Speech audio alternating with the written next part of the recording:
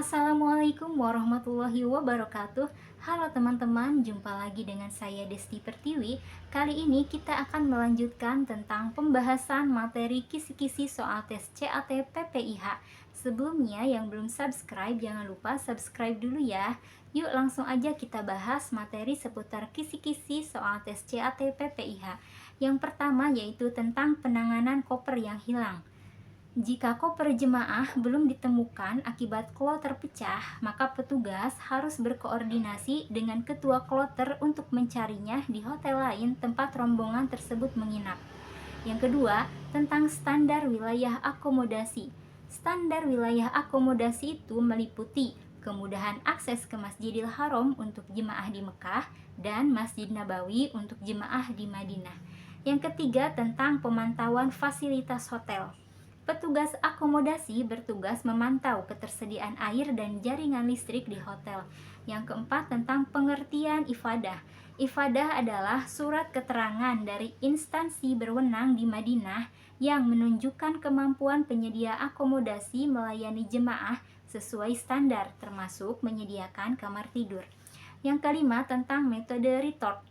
Metode retort adalah teknik pengolahan makanan yang membuat makanan siap saji tetap steril dan tahan lama digunakan untuk konsumsi jemaah di Armina. Armina itu adalah singkatan dari Arafah dan Mina. Nah, yang keenam, tentang menu tambahan di Armina.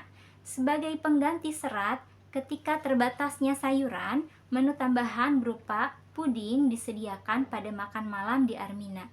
Yang ketujuh, tentang layanan konsumsi untuk jemaah sakit. Jemaah yang dirawat di Kantor Kesehatan Haji Indonesia atau KKHI akan mendapatkan layanan konsumsi langsung dari KKHI. Yang kedelapan, tentang penanganan makanan basi. Jika makanan basi ditemukan di pemondokan, petugas konsumsi harus meminta jemaah untuk tidak mengkonsumsinya dan segera melaporkan ke petugas konsumsi Daker atau daerah kerja. Yang kesembilan, akses aplikasi Haji Pintar. Jemaah menggunakan NIK dan nomor paspor sebagai username dan password untuk mengakses aplikasi Haji Pintar. Yang ke-10, tentang data pada aplikasi Siskohat.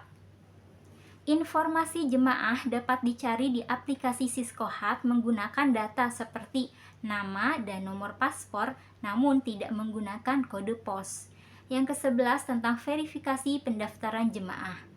Proses verifikasi pendaftaran melalui aplikasi digunakan atau dilakukan oleh operator Siskohat di kantor Kementerian Agama Kabupaten atau Kota. Yang ke-12, tentang alur pembatalan haji reguler. Nah, proses pembatalan haji reguler itu dilakukan melalui alur Kantor Kemenag, Ditjen PHU, BPKH, dan BPS BI-PIH. Yang ke-13, tentang mutasi antar provinsi. Mutasi antar provinsi yang berbeda embarkasi harus memenuhi persyaratan administrasi yang melibatkan penyesuaian di Siskohat. Yang ke-14, tentang konfirmasi pendaftaran di Siskohat. Proses konfirmasi pendaftaran jemaah haji melalui aplikasi dilakukan di menu yang pertama, proses, kemudian konfirmasi pendaftaran haji reguler. Yang ke-15, penanganan barang tertinggal. Nah, jika ada barang bawaan tertinggal, petugas melaporkan ke koordinator lapangan untuk diinventarisir dan disampaikan kembali ke jemaah melalui sektor. Yang ke-16, tentang permintaan bantuan saat bertugas. Jika keluarga meminta bantuan saat petugas bertugas, petugas sebaiknya menjadwal ulang bantuan tersebut di luar waktu tugas. Yang ke-17 adalah menolak imbalan uang. Petugas harus menolak imbalan uang dari jemaah dengan menjelaskan bahwa tugas tersebut sudah menjadi kewajiban yang dibayar oleh negara. Oke. Selanjutnya kita akan masuk ke nomor 18. Pelaporan sopir meminta tips. Jika sopir bus sholawat meminta tips dari jemaah, maka petugas harus mencatat nomor bus dan nomor sopir lalu melaporkannya ke petugas transportasi daerah kerja. Yang ke-19, tentang bantuan untuk jemaah lansia. Jemaah lansia yang membutuhkan bantuan menuju hotel bisa dititipkan kepada jemaah lain yang satu rute dan hotel. Yang ke-20, tentang tugas kepala pos. Kepala pos itu bertanggung jawab mengkoordinasi petugas halte dan memastikan kelancaran operasional bus. Yang ke-21, tentang checkpoint bus Jeddah sampai Mekah. Setiap bus yang mengangkut jemaah dari Jeddah ke Mekah akan melewati checkpoint di Shumaisi. Yang ke-22, tentang penghentian layanan bus sholawat. Layanan bus sholawat di Mekah berhenti sementara pada masa masyair, yaitu dari tanggal 6 sampai 13 Zulhijjah. Yang ke-23, tentang ceker bus sholawat. Ceker bus sholawat itu adalah petugas pencatat pergerakan bus sholawat. Yang ke-24, tentang penanganan barang tidak terangkut. Jika barang bawaan jemaah tidak terangkut ke bagasi bus, petugas harus mencatat jumlah koper dan melaporkannya ke Kasih Transportasi Dakar. Yang ke-25, tentang ketidaksesuaian bus.